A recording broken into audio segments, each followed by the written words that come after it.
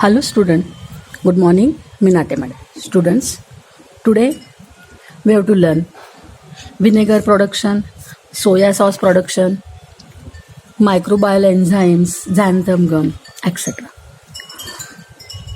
Vinegar हा शब्द तुम्ही ऐकलेला असेल. जगामध्ये अनेक देशांमध्ये वेगवेगळ्या खाद्यपदार्थांना आंबटपणा आणण्यासाठी तसंच लोणची, सॉस, केचप, चटण्या हे पदार्थ टिकवण्यासाठी व्हिनेगरचा वापर केला जातो. व्हिनेगर म्हणजे काय तर chemically vinegar is 4% acetic acid. Vinegar हे ॲसिटिक ॲसिडच आहे 4%. इथेनॉल. आता व्हिनेगर कसं मिळवतात, व्हिनेगरचं प्रोडक्शन कसं केलं जातं, त्याच्यामध्ये कोणते मायक्रोब्स मिसळावे लागतात, आपण ते बघूयात. Ethanol is obtain by fermentation of carbon compounds like fruit juice, maple syrup, sugar, molasses, starch of the roots with the help of yeast, saccharomyces cerevisiae. बघा, फ्रूट ज्यूस, फळांचे रस, मेपल सिरप, शुगर मोलॅसिस म्हणजे साखर कारखान्यामध्ये जी ऊसाची मळी असते ती मळी, नंतर स्टार्च ऑफ द रूट्स, रूटमध्ये मुळांमध्ये जे स्टार्च असतात ते, यांचं फर्मेंटेशन केलं जातं.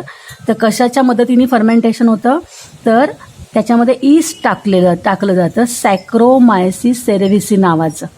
आणि ह्या ईस्टमुळे ह्या पदार्थांचं फर्मेंटेशन होतं आणि इथेनॉल प्रोड्यूस होतो. काय प्रोड्यूस होतो?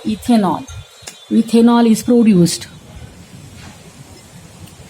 is obtained fermentation of carbon compounds like fruit juice, maple syrup, sugar molasses and starch of the roots with the help of yeast, Saccharomyces cerevisiae.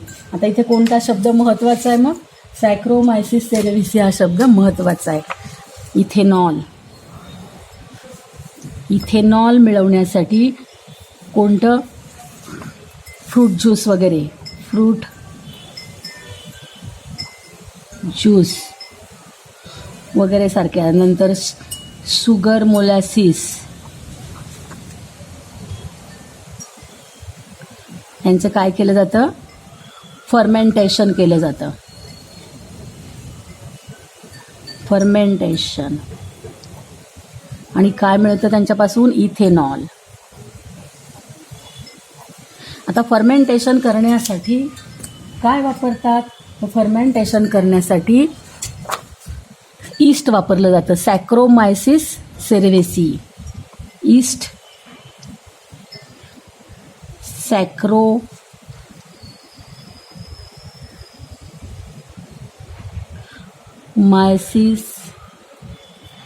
सेरेव्हेसी. Ethanol मिळवतात. आता हे इथेनॉल जे आहे त्याच्यामध्ये मग ह्या इथेनॉलमध्ये बॅक्टेरियल स्ट्रेन्स मिसळले जातात.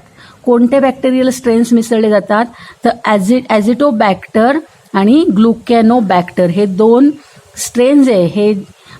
हे जे दोन बॅक्टेरिया यांचं प्रमाण मिसळलं जातं. कशामध्ये? इथेनॉलमध्ये. आणि इथेनॉलमध्ये हे बॅक्टेरिया मिसळल्यानंतर त्यांचं मायक्रोबायल डिग्रेडेशन सुरू होतं. हे जे इथेनॉल आहे, या इथेनॉलचं काय करतात मग? इथेनॉल त्याच्यामध्ये ॲसिटोबॅक्टर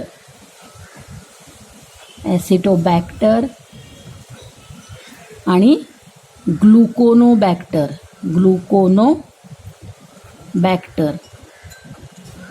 हे स्ट्रेन त्यात मिसळले जातात. आणि त्यांचं काय होतं मग? त्यांचं डिग्रेडेशन, मायक्रोबायल डिग्रेडेशन सुरुवात होते त्याची. त्यांचं सूक्ष्म जैविक असं त्याचं डिग्रेडेशन सुरू व्हायला लागतं. अपघटन, डिग्रेडेशन म्हणजे त्याचं अपघटन व्हायला लागतं. आणि याचं अपघटन होऊन मग काय होतं? Acetic acid and other by products form होतात. त्याच्यापासून ॲसिटिक ॲसिड फॉर्म होतं. ॲसिटिक ॲसिटिक ॲसिड तयार होतं. Separation of acetic acid by rarefaction. Acetic ॲसिडचं सेपरेशन केलं जातं. ॲसिटिक आणि इतर जे प्रॉडक्ट्स आहेत, इतर प्रॉडक्ट्समधून ॲसिटिक ॲसिडचं काय केलं जातं, सेपरेशन. कोणत्या मेथडनी सेपरेशन करतात, तर रेअरफॅक्शन म्हणजे विरलन मेथडनी.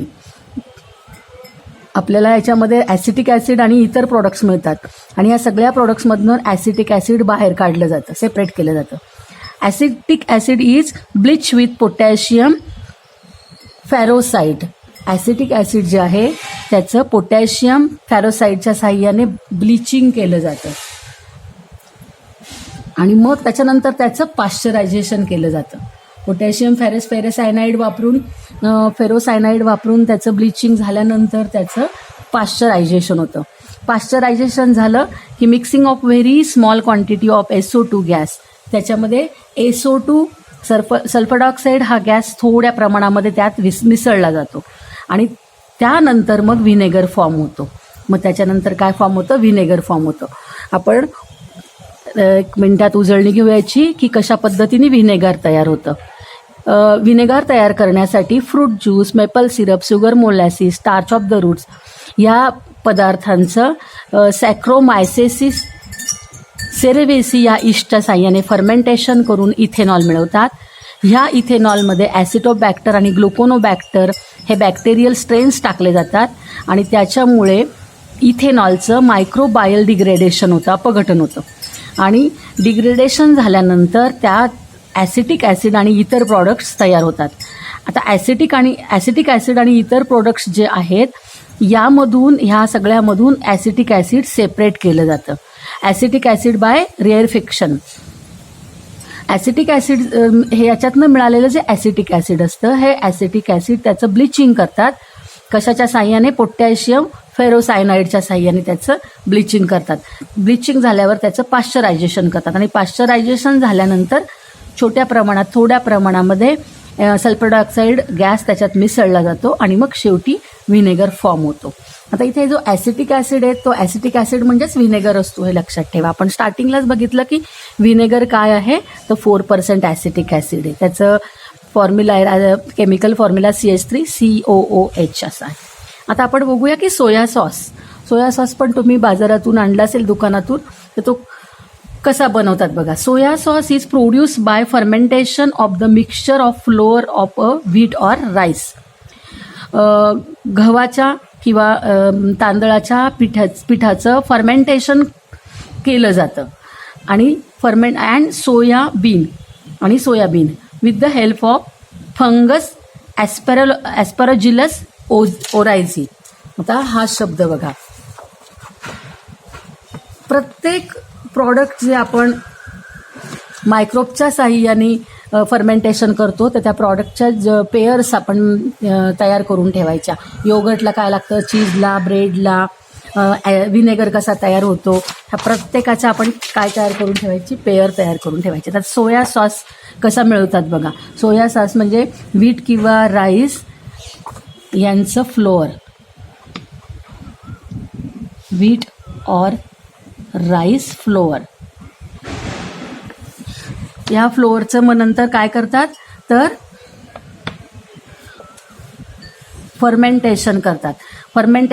आणि त्याच्यामध्ये सोयाबीन पण असतं, प्लस सोयाबीन आणि व्हीट आणि राईस यांचं फ्लोअरचं फर्मेंटेशन करतात. फर्मेंटेशन करण्यासाठी कोणते फंगस वापरलं जातं, कोणता मायक्रोब्स, तर ॲस्परजिलस ओरायझी. तर हा शब्द महत्वाचा आहे,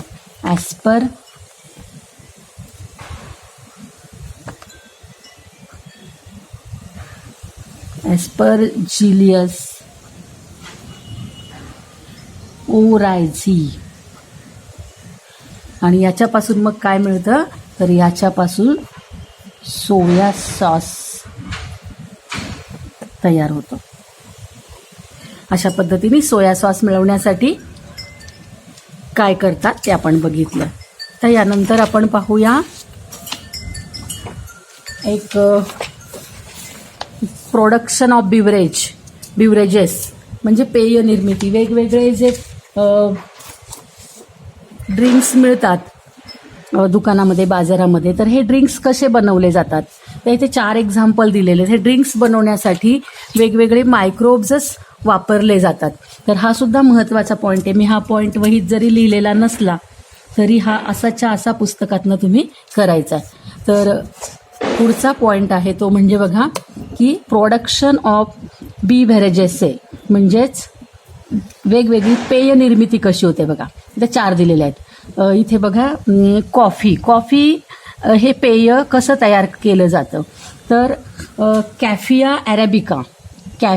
अरेबिका स्पेलिंग नीट बघा, कॅफिया अरेबिका हे जे फळ आहे ह्या फळातून काय करतात, separating seeds from the fruits, या फळातून फ्रुट्स बाजूला काढण्याचं काम कोण करतं, तर लॅक्टोबॅसिलियस ब्रिव्हिज हे मायक्रोब्स वापरून या फळातून सीड सेपरेट केले जातात आणि त्याच्यापासून कॉफी हे ड्रिंक तयार होतं. त्यानंतर बघा कोको हे ड्रिंक कसं तयार करतात, तर थिओब्रोमो कॅको हे फ्रूट आहे, हे फळ आहे.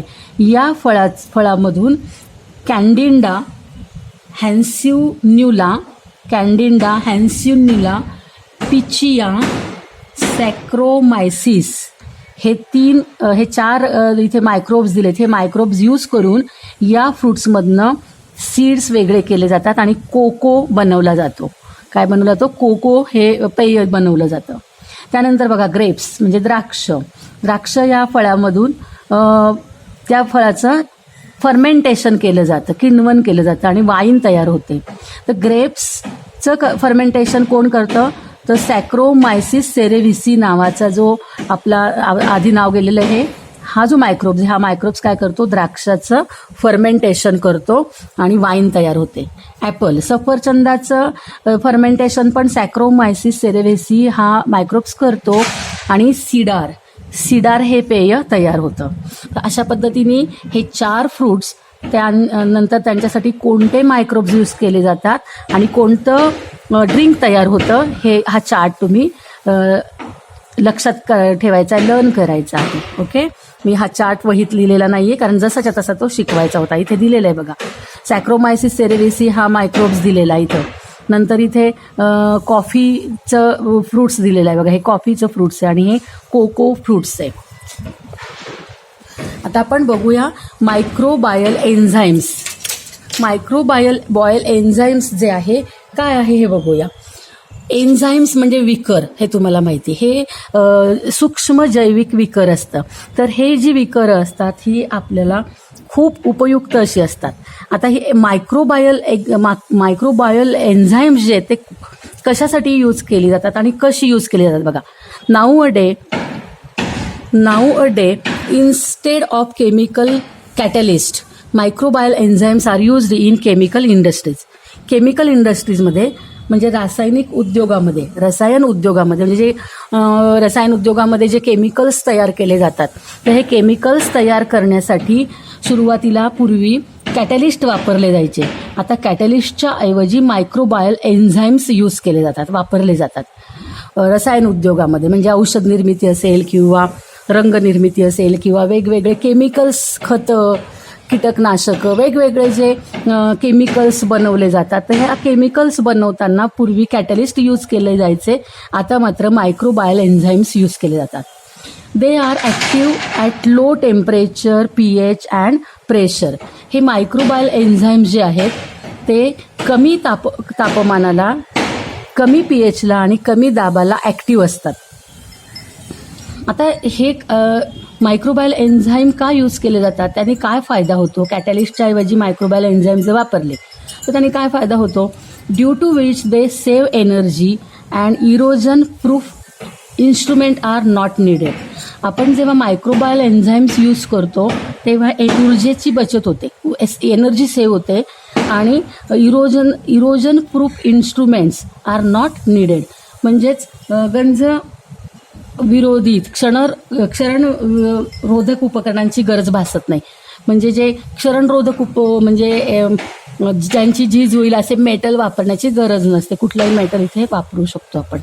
आता यातमध्ये बघा, in case of microbial enzymatic reaction, microbial enzymatic रिॲक्शनच्या वेळेस काय होतं, elimination and decomposition of waste material is avoided and enzymes can be reused, hence such enzymes are eco friendly. आपण जेव्हा म्हणजे केमिकल इंडस्ट्रीजमध्ये जेव्हा मायक्रोबायल एन्झाईम्स यूज केले जातात तेव्हा काय होतं, तर इथं elimination and decomposition of waste material is avoided. म्हणजेच वेस्ट मटेरियल जे असतं, जो टाकाऊ पदार्थ असतात, तर ह्या टाकाऊ पदार्थांमध्ये या टाकाऊ पदार्थांचं डिकम्पोजिशन किंवा एलिमिनेशन टाळलं जातं. म्हणजे ही रिॲक्शन होत असताना टाकाऊ पदार्थांचं उत्सर्जन किंवा विघटन टाळलं जातं. तसंच त्याचं आपल्याला रियूज पण करू शकतो. तसंच आपण त्या टाकाऊ पदार्थांचा आपण रियूज म्हणजे पुनर्वापर करू शकतो. आणि म्हणून ही रिॲक्शन कशी आहे, इको फ्रेंडली रिॲक्शन आहे. बघा परत एकदा सांगते, in case of microbial enzymatic reactions, elimination and decomposition of waste material is avoided and enzymes can be reused, hence such enzymes are eco friendly. हा पण प्रश्न विचारू शकतात की इको फ्रेंडली का आहे. आता याचं कोणते एन्झाईम्स आहेत बघा, ते मायक्रोबायल एन्झाईम्सची नावं इथं दिलेली आहेत. तर ही नावं सुद्धा नीट लर्न करायची आहेत. उदाहरणार्थ बघा, ऑक्सिडो रिडक्टेसेस, ॲक्सिडो रिडक्टेजिस, नंतर ट्रान्सफरेजिस, हायड्रोलेजिस, लाएजिस, आयसोमरेजिस. परत एकदा वाचूया आपण, ऑक्सिडो रिडक्टेजिस, ट्रान्सफरेजिस, हायड्रोलेजिस, लाएजिस, आयसोमेरिजिस आणि लायजेस. 1 2 3 4 5 6 हे 6 मायक्रोबायल एन्झाईम्स लर्न करून ठेवायचे. आता याचं उपयोग काय, ॲप्लिकेशन काय बघा मायक्रोबायल एन्झाईमचा. Glucose and fructose syrup can be obtain from cornflour by action of enzymes obtain from bacilli and streptomyces. बघा, कॉर्नफ्लॉवर म्हणजे मक्याच्या पिठापासून ग्लुकोज आणि फ्रुक्टोज सिरप बनवलं जातं. तर इथं कोणतं एन्झाईम वापरतात, तर बॅसिली आणि स्ट्रेप्टोमायसिस हे एन्झाईम्स वापरून मक्याच्या पिठापासून ग्लुकोज आणि फ्रुक्टोज सिरप मिळवलं जातं.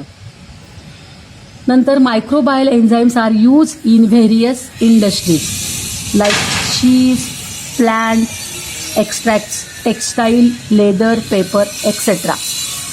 मायक्रोबायल एन्झाईम्स कुठे यूज केलं जातं, तर वेगवेगळ्या उद्योगांमध्ये, म्हणजे चीज बनवणे किंवा प्लांट एक्स्ट्रॅक्ट्स बनवणे, वस्त्रोद्योग, वनस्पतींचा अर्क, टेक्स्टाईल म्हणजे कापड कारखान्यामध्ये, लेदर कारखान्यामध्ये, पेपर कारखान्यामध्ये मायक्रोबायल एन्झाईम्स यूज केले जातात.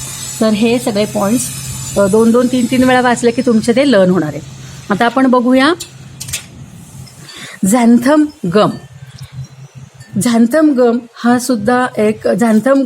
हा एक प्रकारचा डिंक आहे आणि हा डिंक बनवण्यासाठी कशाचा उपयोग केला जातो, तर मायक्रोबचा उपयोग केला जातो. तर हा झॅन्थम गम आपल्याला कशाला उपयोगी पडतो ते पण आपण बघणार आहोत. तर झॅन्थम गम म्हणजे काय, is obtain by fermentation of starch and molasses with the help of Xanthomonas species. बघा लक्षात घ्या, झॅन्थम गम कसा मिळवतात, तर कुणाचं फर्मेंटेशन केलं जातं, स्टार्च अँड मोलॉसिस, ऊसाची मळी आणि स्टार्च यांचं फर्मेंटेशन केलं जातं with the help of Xanthomonas species. Xanthomonas स्पेसीसच्या साहाय्याने स्टार्च आणि मोलॅसिसचं फर्मेंटेशन करून झॅन्थम गम मिळवतात. आता झॅन्थम गमची दोन प्रॉपर्टी आहेत बघा, ही एक प्रॉपर्टी आणि ही एक प्रॉपर्टी आहे. तर ही जी प्रॉपर्टी, ह्या प्रॉपर्टीमुळे हे उपयोग होतात आणि ह्या प्रॉपर्टीमुळे हे उपयोग होतात.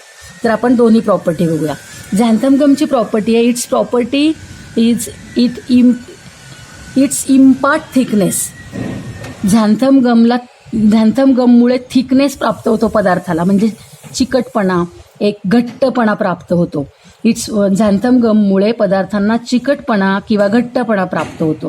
ही एक पहिली प्रॉपर्टी. दुसरी property, it's second property is it is soluble in cold and hot water and high density.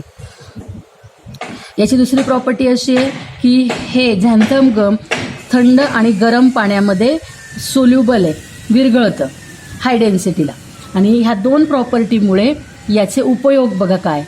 यामुळे ह्या झॅन्थम गममुळे पदार्थांना थिकनेस येतो आणि म्हणून या झॅन्थम गमपासून ice cream, pudding, chocolates, milkshakes, chocolate drink, instant soup बनवलं जातं. आणि सेकंड प्रॉपर्टी तर गरम आणि थंड पाण्यामध्ये हे विरघळतं आणि म्हणून यांच्या साहाय्याने याच्या मदतीने pigments, fertilisers, weed seeds, textile pigments, toothpaste, high quality paper ह्या गोष्टी बनवल्या जातात. तर बघा झॅन्थम गम कसा तयार करतात हे इथं.